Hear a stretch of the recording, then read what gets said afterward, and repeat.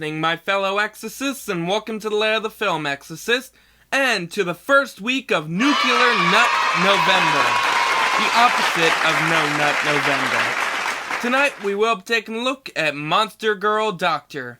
Taking place after a long war between humans and monsters ended, the story focuses on the human doctor, Glenn Litbite, and his Lamia assistant, Safantin Safi Nikes, as they run a clinic in the city of Lintworm, which is home to many species of monsters living alongside humans.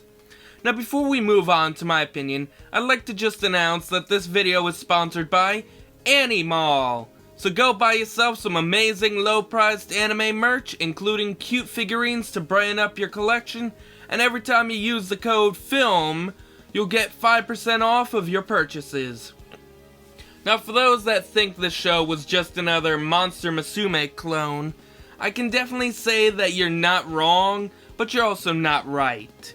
This is because, unlike Monster Musume, this show revolves around a doctor doing his job, taking care of the town's monster residents, while also helping those that live in the nearby mountains as well. Now yes, there are a lot of similarities, like half of the main cast being very similar to the cast of Monster Musume. Like the main love interest is a Lamia in both shows, followed by a centaur, but unlike Monster Musume, Monster Doctor has a mermaid, Cthulhu or a Cthulhu-esque creature, and a dragon girl, which is surprisingly original for one of these shows. Next, let's move on to the characters, starting with the good doctor himself, Dr. Glenn Litbite, who is one of the most aware harem protagonists I've reviewed on this channel. He knows all the girls want him, but he just wants to focus on his job as one of the main monster physicians of the town, which I can say is pretty honorable because he cares more about his patients than himself, which is very honorable and very heroinistic. Yeah, I couldn't think of a better word for that. It was off the top of my head.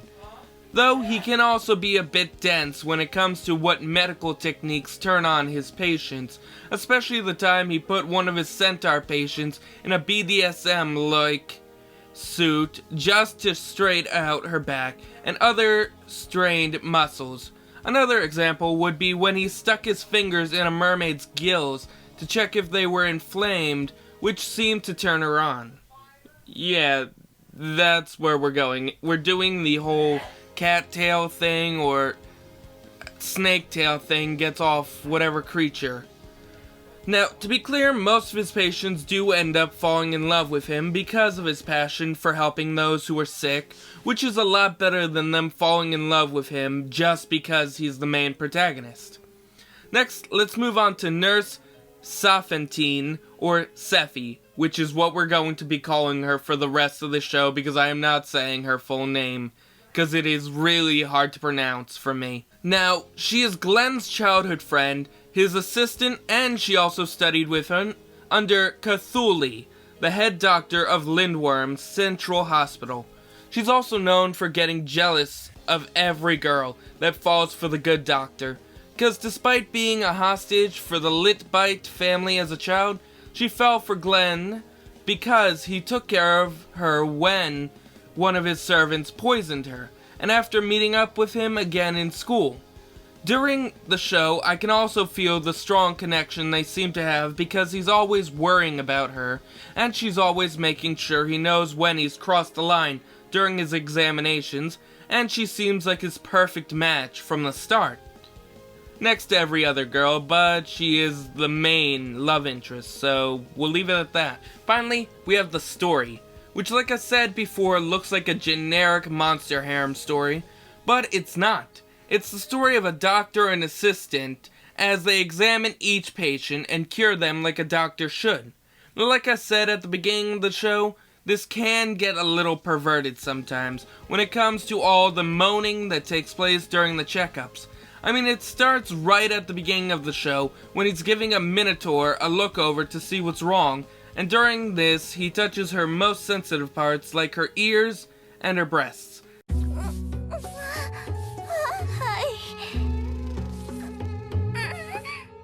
And this is all just to find out that she's pregnant, but still, these checkups can get a little heated.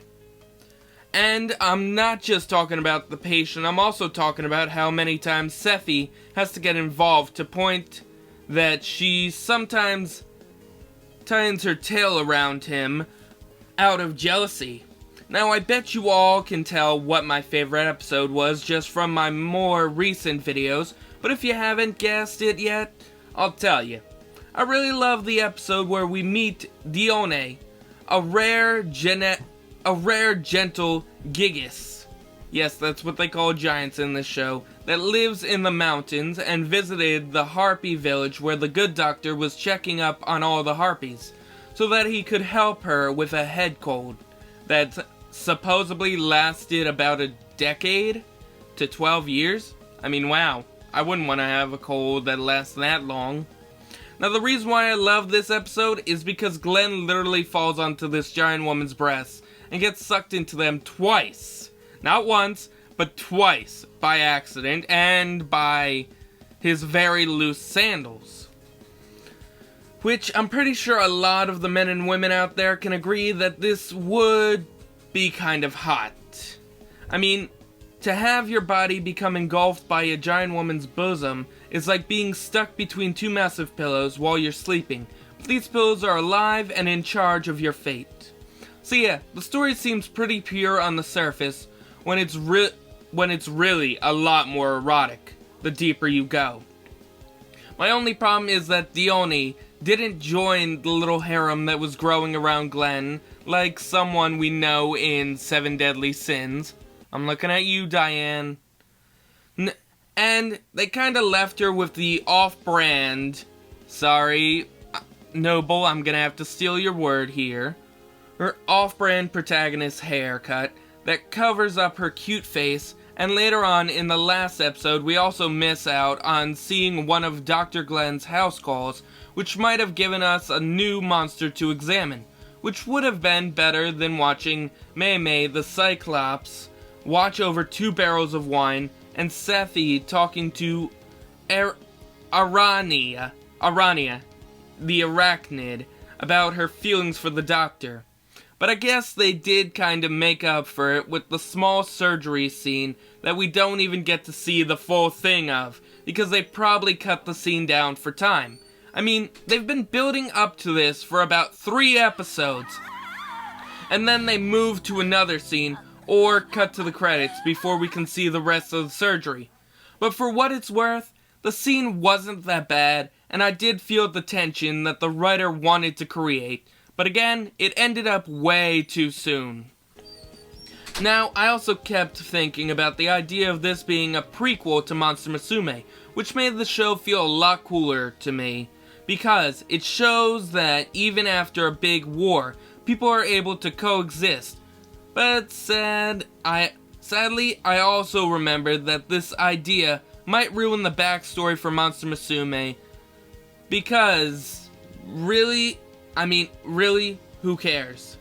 It's my personal headcanon, and I'm gonna keep it, because it's a lot better than, oh, monsters come from another world, and over to the human world after discovering it after a while. I mean, did we really need to get the Columbus background? I prefer more that they were just from a big war that ended in peace. A whole lot better. So yeah, like most of these shows I review, I actually really enjoyed this one, despite the small problems that I had with it, which is why I'm giving the show an 8.5 out of 10 for the great characters, the new twist on the Monster Girl harem genre, and also for the one weird character decision, and the great scene that obviously got shortened for time, or just because they didn't want to show us more. So yeah, I'd recommend this to anyone who's into the Monster Girl genre, or they're looking for another great erotic 2020 anime. So yeah, please don't forget to like, comment, and subscribe to the channel, and don't forget to check out Animal for their amazing anime merchandise, and please use the code FILM if you'd like to get 5% off your purchase, and the funds given to the channel will help me pay Silva and will go towards making this channel better. Thank you, and we'll see you guys next week for week 2 of Nuclear Nut November, where we will be doing Monster Musume. So stay tuned and have a great night.